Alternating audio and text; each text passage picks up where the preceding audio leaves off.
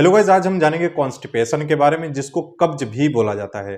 Normally जो लोग होते हैं 24 घंटे में एक बार या फिर 2 बार तक जाते हैं। कई लोग ऐसे होते हैं जो 2 से 3 दिन में एक बार जाते हैं।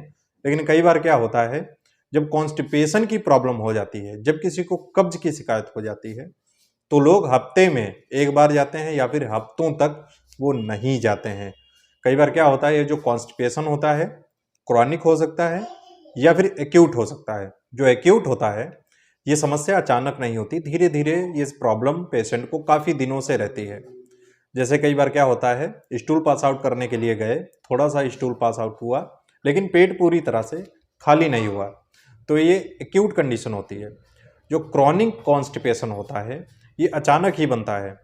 जैसे कि पेशेंट स्टूल पास आउट करने गया सुबह, लेकिन दूसरे दिन उसको नहीं हुआ, तीसरे दिन भी नहीं हुआ, चौथे दिन भी नहीं हुआ, तो ये क्रॉनिक कंडीशन हो जाती है। इसमें होता क्या है, पेशेंट को काफ़ी पेट में दर्द होता है, पेट फूलने लगता है, गैस बनने लगती है। कई बार क्या होता है, गैस भी पास आउट नहीं होती है, तो आंतों में ऑब्स्ट्रक्शन हो सकता है। कई सारी कंडीशंस हो सकती हैं जिसकी वजह से लोगों में क्रॉनिक कॉन्स्टिपेशन हो जाता है, यानी कि अचानक ही उनकी जो स्टूल होता है वो रुक जाता है। जब पेशेंट स्टूल पास आउट करने के लिए जाता है, तो जो स्टूल होता है वो कम मात्रा में निकलता है या फिर बहुत ही सख्त होता है, सूख जाता है।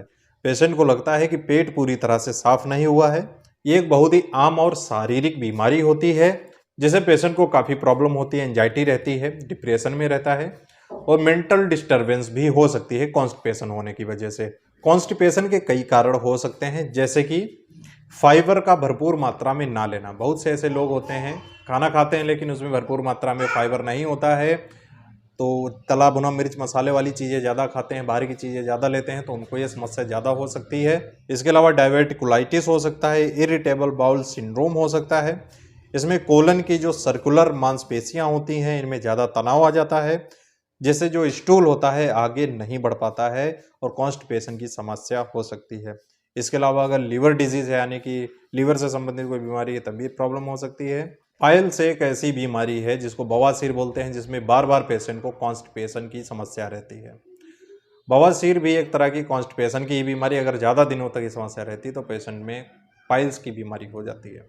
ज़्यादा जोर लगाने पर ब्लड आ सकता है या फिर मस्से जैसे भी आ सकते हैं। इसके अलावा अगर आंतों में ऑब्स्ट्रक्शन हो गया है, ऑब्स्ट्रक्शन हो जाने की वजह से भी स्टूल पास आउट नहीं होता, यह क्रॉनिक कंडीशन होती है। इसमें पेशेंट को तुरंत ही हॉस्पिटल शिफ्ट होना होता है, क्लिनिक पर या फिर घर पर मरीज नहीं ठीक हो सकता है। इसको डायग्नोज करने के लिए टेस्ट कराए जाते हैं, जांचें कराई जाती हैं, एक्सरे कराया जाता है होल एब्डामिन का, या फिर अल्ट्रासाउंड कराया जाता है, जिसमें पता चलता है कि जो स्टूल है कहाँ पर फंसा हुआ है, आंतों में तो नहीं चिपका है, कहाँ पर ऑब्स्ट्रक्शन हो रहा है। उसके बाद इसका ट्रीटमेंट किया जाता है। जब वो डॉक्टर के पास जाते हैं, सबसे पहले तो मेडिसिन से पेशेंट को ठीक किया जाता है, जैसे कि एनीमा दिया जाता है। एनीमा देने के बाद पेशेंट को स्टूल पास आउट हो जाता है। अगर नहीं होता है तो राइल्स ट्यूब नाक से डाली जाती है और पेट की सफाई की जाती है, जो भी गंदगी इकट्ठा हो रही होती है। इसके साथ ही सिरप दी जाती है, क्रीमाफिन दी जाती है, इलेक्ट्रोलूज दी जाती है, सोडियम पीको सल्फेट भी दिया जाता है, जिससे कि पेशेंट को रिलीफ मिल जाता है। अगर फिर भी रिलीफ नहीं मिलता है मेडिसिन देने से, तो पेशेंट को सर्जन के पास रेफर कर दिया जाता है। ज़रूरत पड़ने पर ऑपरेशन भी हो सकता है, या फिर डॉक्टर पेशेंट की कंडीशन के अकॉर्डिंग इसका ट्रीटमेंट करते हैं। और इसके साथ ही जब पेशेंट हॉस्पिटल शिफ्ट होता है तो आईवी फ्लूइड्स तुरंत देने चाहिए, क्योंकि इलेक्ट्रोलाइट्स इम्बैलेंस हो जाते हैं कॉन्स्टिपेशन में। बीपी भी लो रहने लगता है, मुंह सूखने लगता है, चक्कर आते हैं। और इसके साथ ही एंटीबायोटिक्स पेशेंट को जरूर देनी चाहिए, जैसे मेट्रोनिडाजोल दी जाती है, सिप्रोफ्लॉक्सासिन दी जाती है, सेप्ट्राजोन का इंजेक्शन पेशेंट को दिया जाता है। ये देना काफ़ी ज़रूरी होता है। एंटीबायोटिक जरूर पेशेंट को दी जानी चाहिए। कॉन्स्टिपेशन को ठीक रखने के लिए आपको अपनी डाइट का ख्याल रखना चाहिए।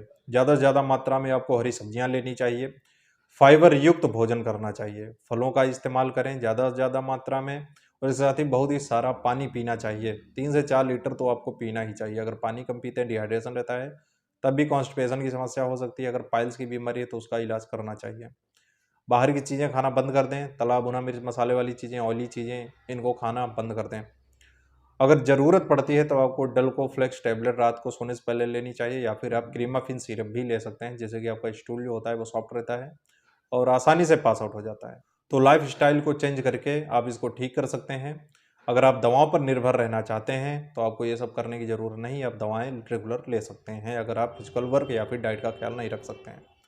तो दोस्तों आज के लिए इतना ही, मिलता है नेक्स्ट वीडियो पे। आपको समझ में आया होगा कॉन्स्टिपेशन क्रॉनिक क्या होता है, एक्यूट क्या होता है और इसको किस तरह से मैनेज किया जाता है। अगर इससे रिलेटेड और भी ज़्यादा जानकारी चाहते हैं, किसी बीमारी के बारे में जानना चाहते हैं, किसी मेडिसिन के बारे में जानना चाहते हैं, कमेंट करके बता सकते हैं। इंस्टाग्राम में मुझे फॉलो कर सकते हैं, मैसेज कर सकते हैं।